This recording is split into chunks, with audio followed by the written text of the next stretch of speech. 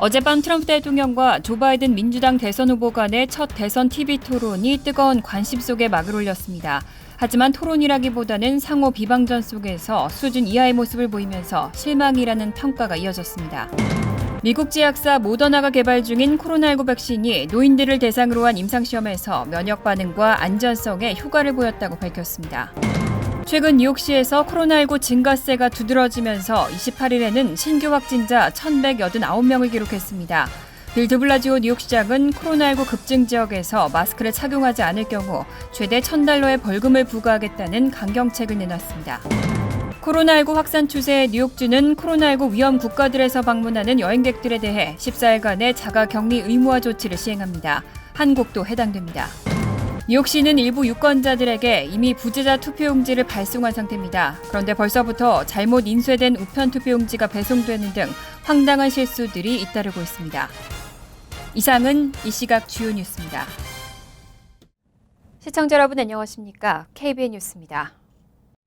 오늘 오후 4시 기준 미 전역의 코로나19 누적 확진자는 어제보다 29,426명 늘어난 743만 5,572명, 사망자는 679명이 늘어 21만 1,464명입니다. 이 가운데 뉴욕의 확진자는 908명이 늘어 49만 2,965명, 사망자는 13명이 늘어 3만 3,246명, 뉴저지의 확진자는 570명이 늘어나 20만 8,930명, 사망자는 5명이 늘어 16,243명으로 집계됐습니다. 첫 번째 소식입니다. 어젯밤 트럼프 대통령과 조 바이든 민주당 대선 후보 간의 첫 대선 TV 토론이 뜨거운 관심 속에 막을 올렸습니다. 하지만 상호 비방전 속에서 수준 이하의 모습을 보이면서 실망이라는 평가가 이어졌습니다. 특히 트럼프 대통령은 바이든 후보가 말하는 내내 끼어들었고 결국은 진행자가 경고까지 하는 상황도 벌어졌습니다. 어제 오후 9시부터 90분간 오하이오주 클리블랜드의 케이스 웨스턴 리저브 대학에서 펼쳐진 토론은 두 후보가 악수나 팔꿈치 인사조차 하지 않고 시작할 정도로 초반부터 팽팽한 긴장이 감돌았습니다.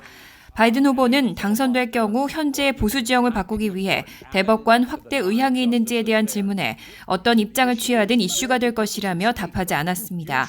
대신 투표를 강조하자 트럼프 대통령이 입장을 밝히라고 거듭 압박했고 이에 바이든 후보가 입을 다물라며 응수하는 등 논쟁이 벌어지기도 했습니다. 이 밖에 트럼프 대통령은 바이든 후보가 볼 때마다 마스크를 쓰고 있다며 마스크 착용을 비꼬았습니다.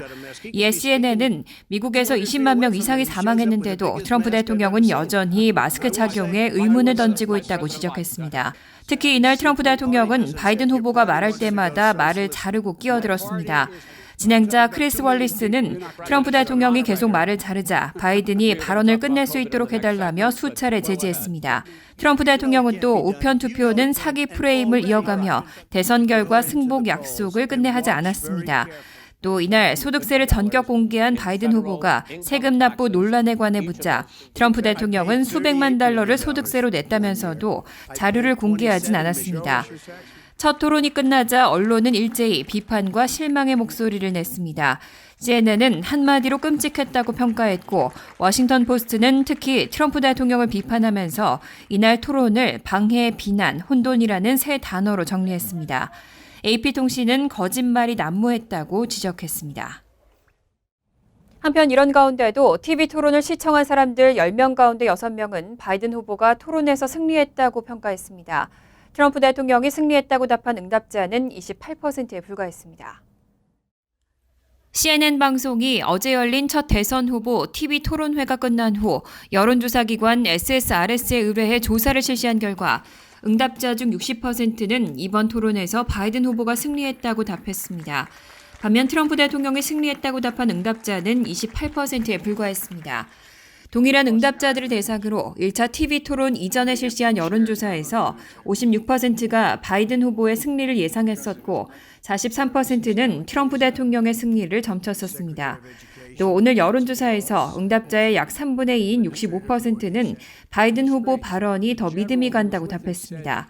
트럼프 대통령 29%에 비해 2배 이상 높은 수치입니다.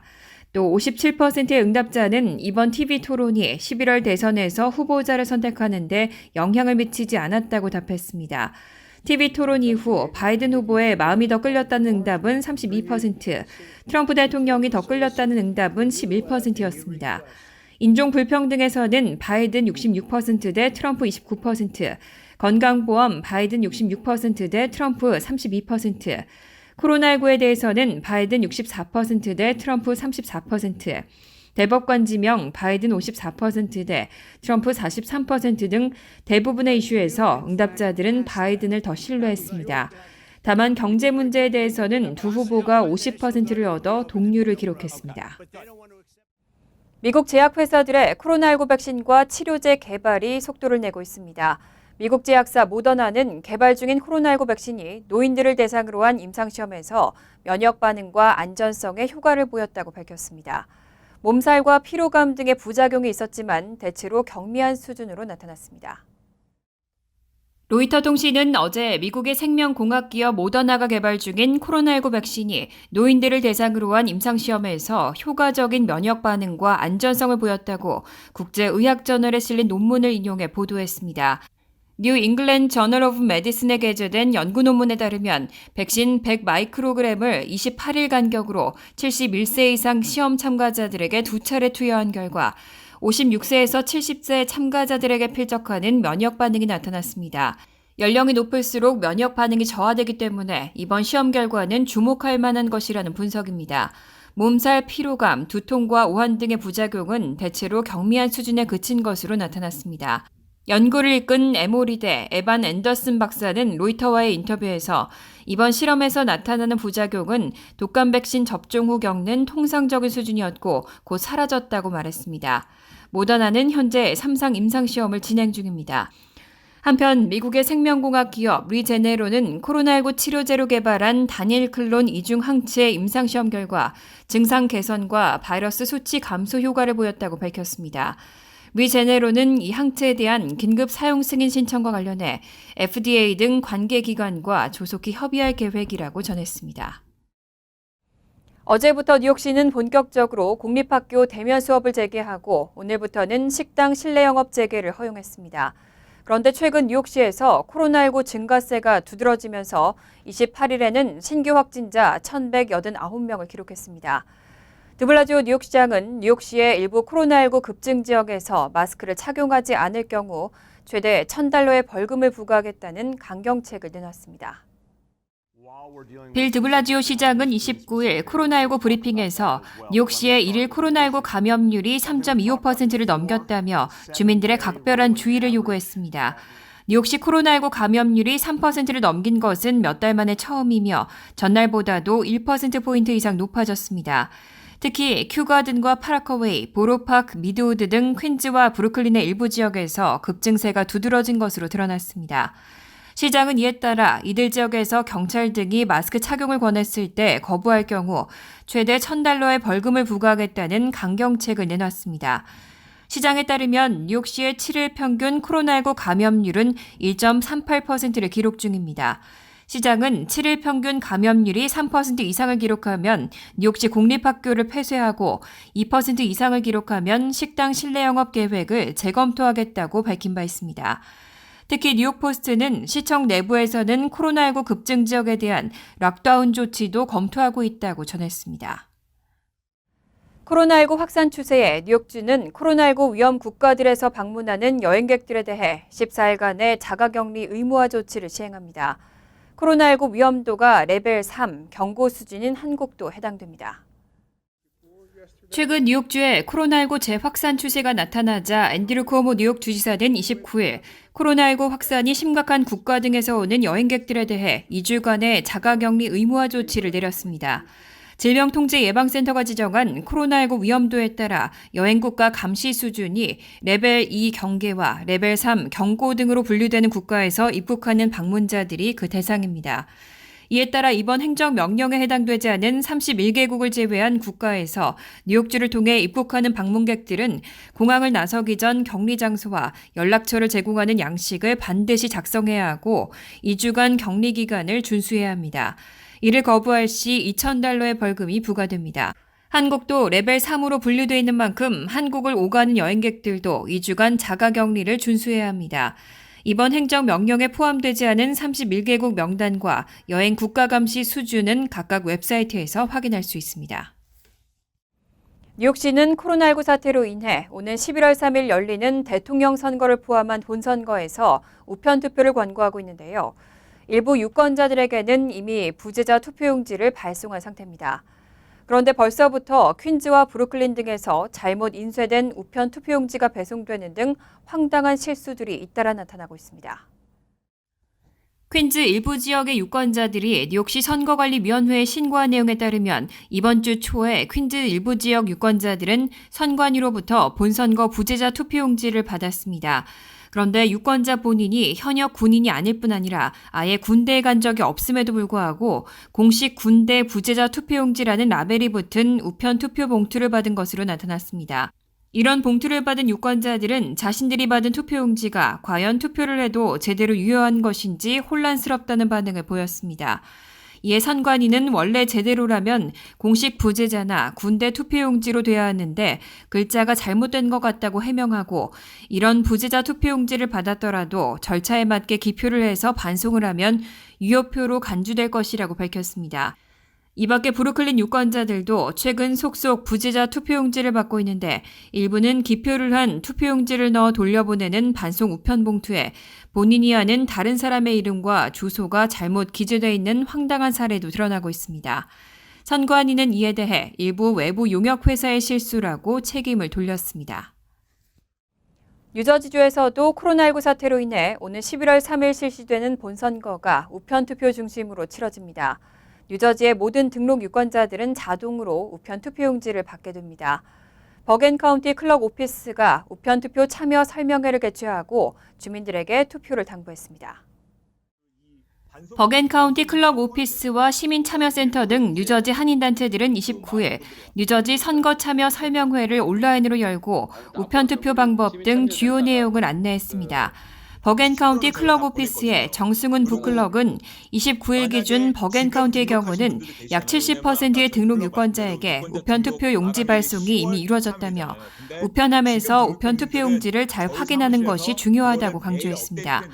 이어 집으로 배달된 우편 투표 용지를 작성해 동봉된 반송용 봉투에 넣고 선거일인 11월 3일까지 우편으로 보내면 된다며 만약 우편으로 보내기 어려운 경우에는 버겐카운티 18곳에 설치된 드랍박스에 우편 투표 용지를 넣거나 해켄색에 있는 클럭 오피스로 가져와도 된다고 덧붙였습니다.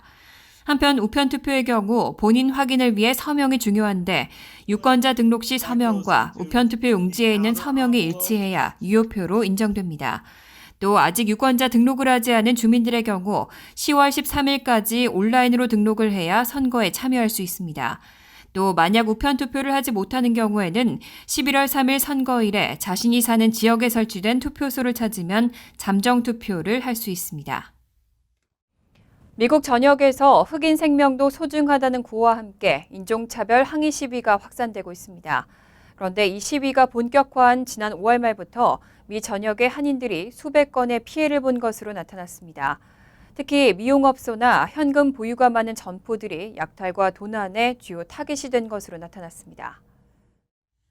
30일 국회 외교통일위원회 소속 더불어민주당 전해철 의원이 외교부에서 제출받은 자료를 보면 미 전역에서 시위가 본격화한 지난 5월 말 이후 미국 소재 재외공관이 접수한 한인 피해는 총 233건으로 집계됐습니다.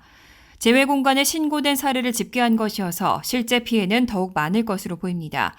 도시별로 보면 시카고 등 일리노이주에서 89건으로 가장 많이 발생했고 필라델피아가 56건으로 뒤를 이었습니다. 워싱턴 DC는 14건, 로스앤젤레스 10건 등이었습니다. 업종별로는 미용용품과 휴대전화 등 값비싼 상품이나 현금 보유가 많은 점포가 약탈과 도난의 주요 타깃이 됐습니다. 전 의원은 미국 내에서 끊이지 않고 있는 BLM 시위가 코로나19로 인한 아시아인 혐오 범죄와 결합할 우려가 있다며 외교부가 한인 피해 최소화를 위한 대응책 마련에 보다 적극적으로 나서야 한다고 강조했습니다.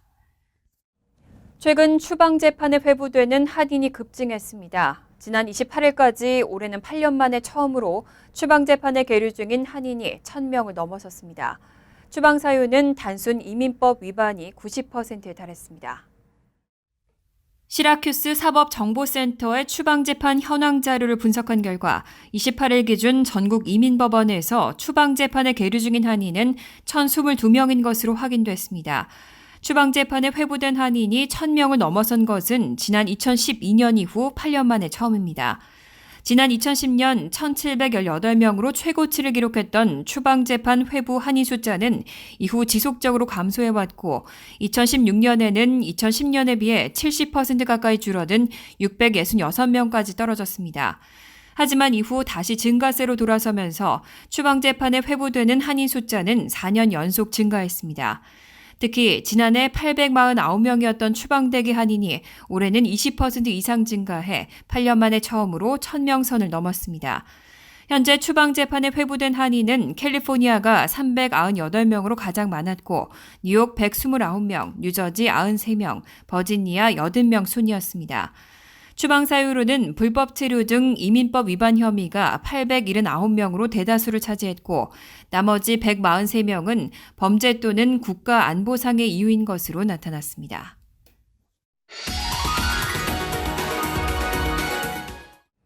이어서 LA 지역 한인사회 소식입니다.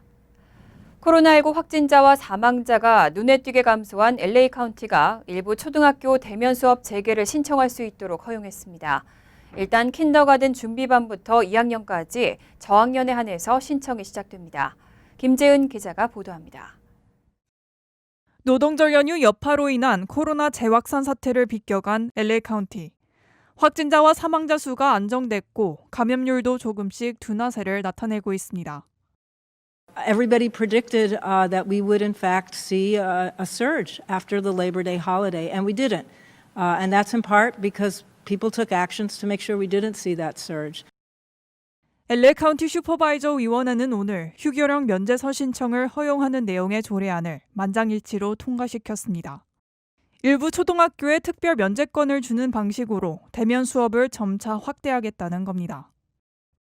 The county cannot fully reopen our schools until we advance into the state's second tier, but we can allow waivers for elementary schools. This would allow us to provide limited in-person instruction for the ages of children who benefit most from in-person instruction.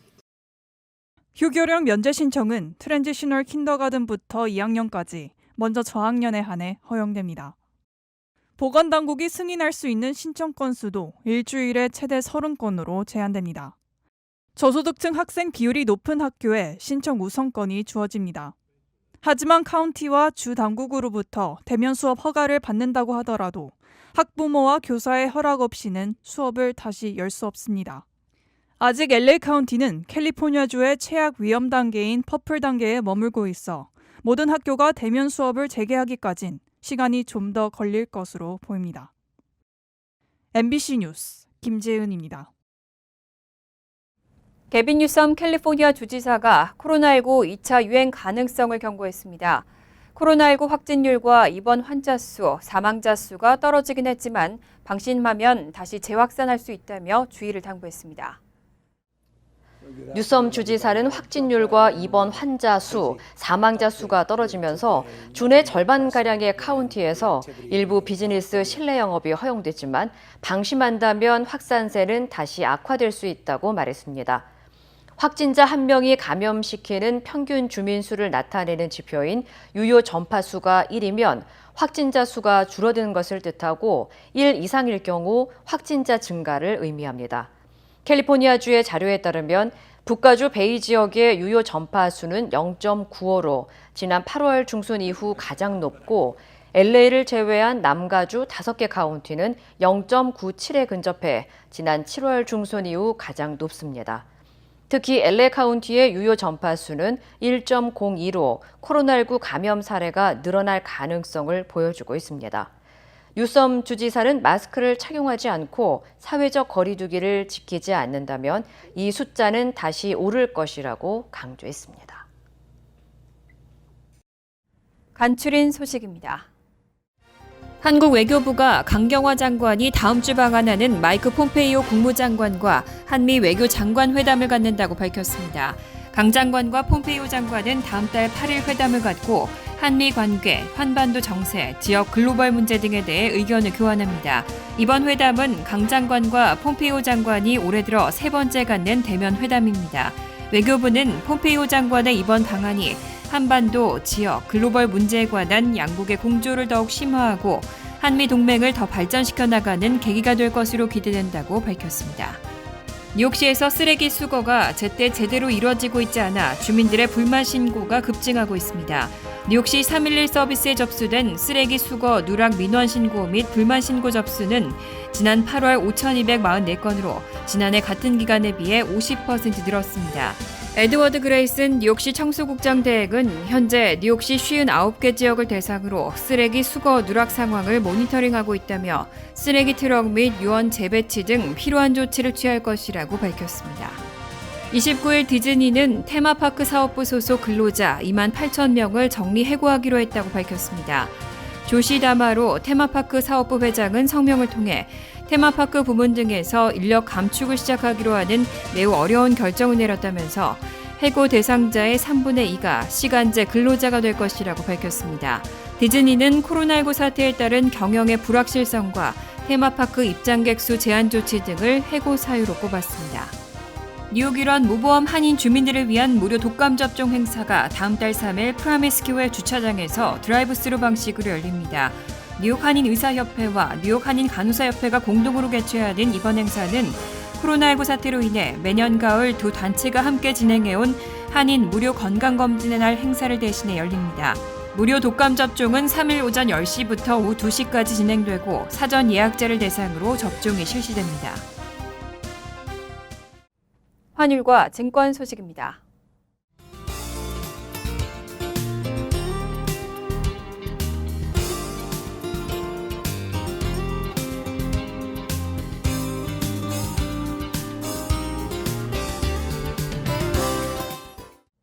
이어서 날씨입니다. 목요일은 대체로 화창하겠지만 밤에는 적은 양의 소나기 오는 곳도 있겠습니다. 낮 최고 기온은 74도, 섭씨 23도, 밤 최저 기온은 58도, 섭씨 14도로 예상됩니다. 금요일은 오전 중에 소나기가 내린 후 오후에는 곳에 따라 구름만 많겠습니다. 토요일은 곳에 따라 구름이 많겠습니다. 이상으로 KBN 뉴스를 마칩니다. KBN과 함께 즐거운 저녁 되시기 바랍니다.